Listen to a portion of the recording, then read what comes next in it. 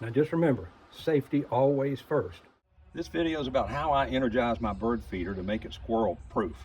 And so what I'll show you now is like the source of the electricity. It's an outdoor receptacle, but I put it on this from Home Depot Defiant remote control switch, so I can cut it on and off.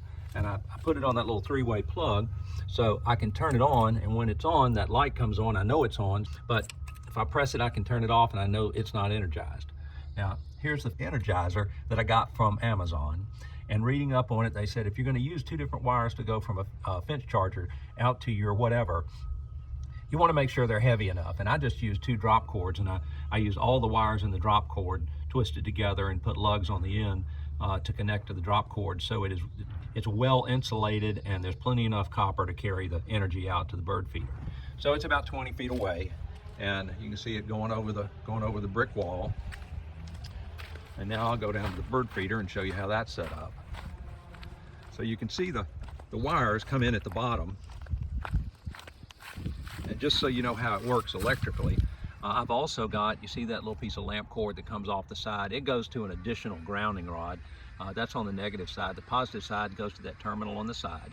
And what you don't see is that there are wires on the inside of that piece of PVC that come up to the top and connect to those little eye bolts that come out of the side.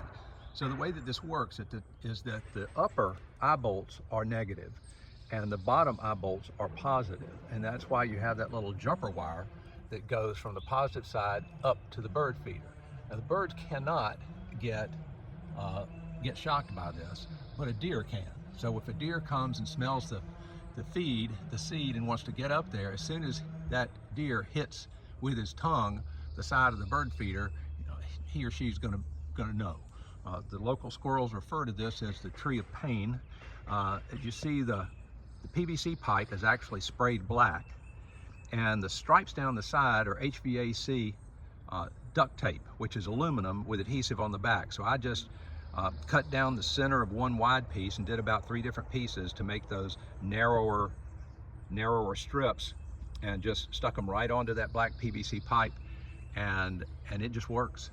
It just works. The squirrels come up, and since the electric fence charger is a pulse charger, then what it does, it's not on continually, it's on every quarter second or something. So a squirrel will jump up and grab hold, and then that charger goes off, and they literally kind of fly out about 4 feet from the fence post, but it doesn't hurt them because they'll land on the ground, they'll turn around and look up at that post going, that's some kind of tree I've never been up before. But it works. Keeps squirrels off, keeps raccoons off, keeps deer off the bird feeder, and there you go. That's how it works.